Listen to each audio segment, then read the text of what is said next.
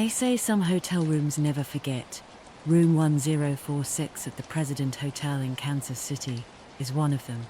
In January 1935, a man checked in with no luggage, no ID, just a comb, a toothbrush, and a secret.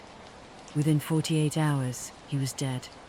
And what investigators found inside that room still haunts the archives of unsolved cases. This is not fiction.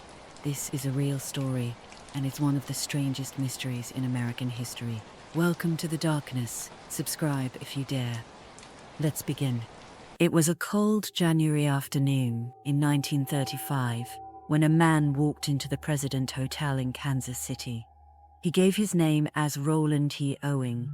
He had no luggage, no ID, no companion, just a comb, a toothbrush, and a quiet, unsettling demeanor. He requested an interior room, one without windows, room 1046.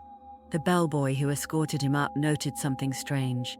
Owen seemed tense. He gripped his coat tightly, avoided eye contact, and spoke in short, clipped sentences.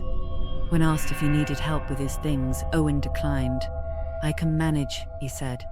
But there was nothing to manage. No suitcase, no briefcase, just silence. The next morning, the maid entered room 1046 to clean. Owen was sitting in the dark, fully dressed.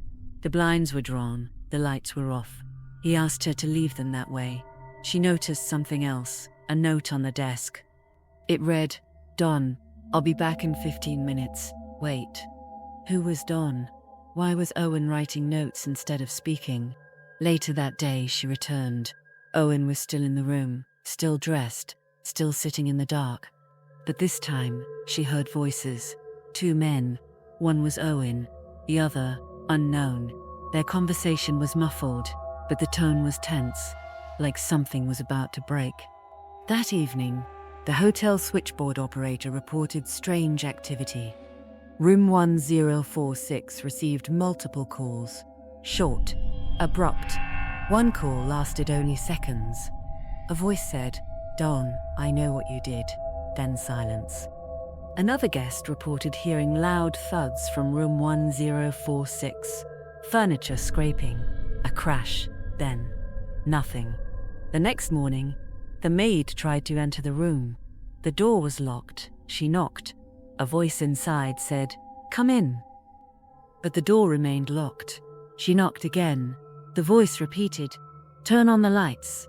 She called the front desk. Something wasn't right. When hotel staff finally entered room 1046, they found a scene straight out of a nightmare.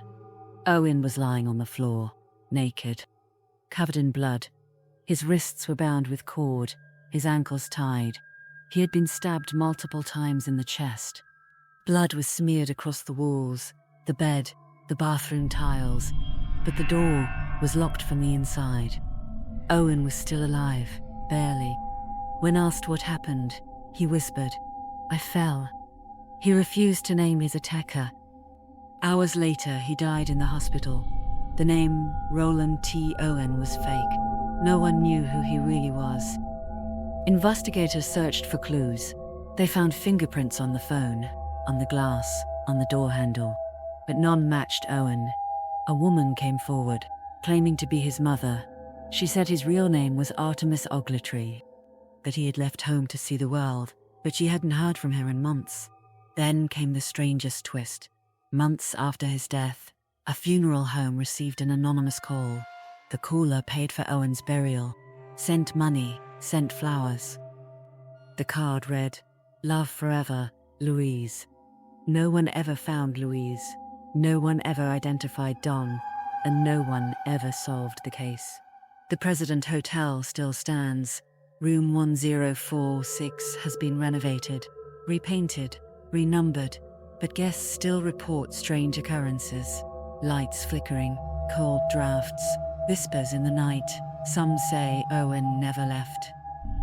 That his story is still unfolding, and if you ever stay in room 1046, don't turn off the lights. The case of room 1046 has baffled investigators for nearly a century, But there are clues, fragments of truth, that still raise questions. One theory suggests Owen was part of a secret society, that Don was not a person, but a codename. Another theory points to organized crime. Owen may have been on the run, or worse, sent to room 1046 for punishment. The bindings on his wrists and ankles were precise, not improvised, almost ritualistic. And the note left behind, Don, I'll be back in 15 minutes. Wait, it reads like a warning, or a trap. Some believe the anonymous funeral payment came from someone close to the killer, a woman named Louise, but no one ever found her. The fingerprints in the room didn't match Owen, and yet, no one else was ever charged. The hotel staff who found him described the scene as controlled chaos, blood everywhere, but no signs of forced entry. Was Owen lured there? Was he hiding from someone, or was room 1046 chosen for him by someone who knew exactly what would happen? The man who called himself Roland T. Owen was never truly identified. His killer was never caught, and room 1046 still stands. Some say they hear whispers, others feel cold drafts, even when the windows are sealed. But the strangest part? Someone paid for his funeral and said he got what he deserved. If you want more true horror stories like this, hit like, subscribe, and turn on the bell. Until next time, sleep with the lights on.